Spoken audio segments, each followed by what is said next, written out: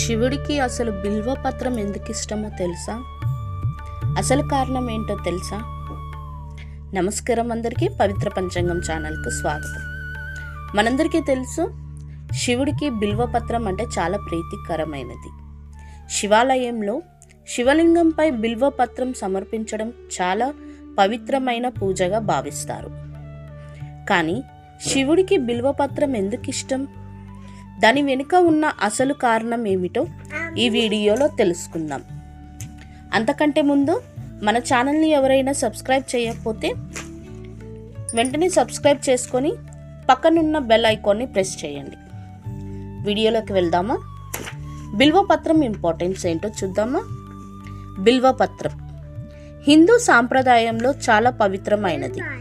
పురాణాల ప్రకారం బిల్వ చెట్టు లక్ష్మీదేవి ఆశీర్వాదంతో పుట్టిందని చెప్తారు. బిల్వ చెట్టు ఉన్న చోట దేవతల ఆశీర్వాదం ఉంటుంది అని పెద్దలు నమ్ముతారు. అందుకే శివ పూజలో బిల్వపత్రానికి చాలా ప్రాముఖ్యత ఉంది. బిల్వపత్రంలో సాధారణంగా 3 ఆకులు ఉంటాయి. ఈ 3 ఆకులు బ్రహ్మ, విష్ణు, మహేశ్వరుడు అనే త్రిమూర్తులు.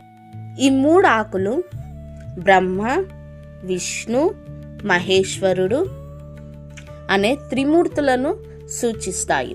అందుకే శివలింగంపై బిల్వపత్రం సమర్పిస్తే త్రిమూర్తుల ఆశీర్వాదం లభిస్తుందని నమ్మకం. శివ పురాణం ప్రకారం బిల్వపత్రంతో శివుణ్ణి పూజిస్తే అనేక పాపాలు తొలగిపోతాయని చెబుతారు. ఒక బిల్వపత్రం సమర్పించడం వలన కూడా శివుడు సంతోషిస్తాడని పురాణాల్లో పేర్కొన్నారు.